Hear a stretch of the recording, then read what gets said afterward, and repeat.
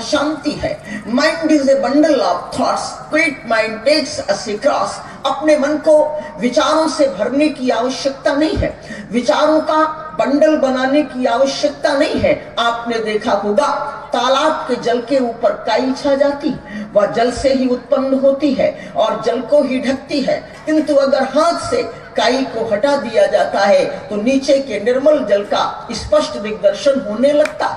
हमारे भीतर ज्ञान की काई नहीं है, ज्ञान अंदर विराजमान है। ज्ञान एक निर्मल जल है। जब विचारों की कालिमा, जब विचारों की काई हमारी ज्ञान के ऊपर आ जाती है तो हमारे जीवन में अंधकार छा जाता है। लेकिन सत्संग के द्वारा जब हमें विवेक मिलता है, सत्संग के द्वारा जब हमें बुद्धि मिलती है, सत्संग के द्वारा जब हमें ज्ञान का प्रकाश मिलता है और जब वो कालिमा, जब वो काई समाप्त कर दी जाती है, वो हट जाती है, तो नीचे के निर्मल जल का, नीचे के निर्मल ज्ञान का हमें दर्शन होता है। इसलिए मानव के जीवन में अध्यात्म की बड़ी गहरी आवश्यकता।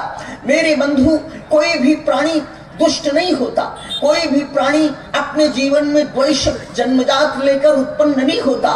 रामचरितमानस में गोस्वामी तुलसीदास ने कहा, भूमि प्रतिभा डाबर पानी, तीन जीव ही माया लपटानी। कोई भी प्राणी स्वभाव से दुष्ट नहीं है, सभी प्राणी अमृत से पुत्रा के अनुसार परमात्मा की ही संतति है। सभी सहज चेतन निर्मल स्वभाव से सुख की राशि है। दुष्टता तो अविद्या काम कर्म के संपर्क से आती है, वह कोयले की कालिमा के समान जीवों का स्वाभाविक धर्म नहीं है। जिस प्रकार स्वच्छ जल पृथ्वी पर पड़ करके मैला हो जाता है, उसी प्रकार जीव का सहज रूप जब संसार में आता है तब उसमें बहुत सारी मटमैलीपन की स्थिति, बहुत सारे दोष उत्पन्न हो जाते हैं। लेकिन जैसे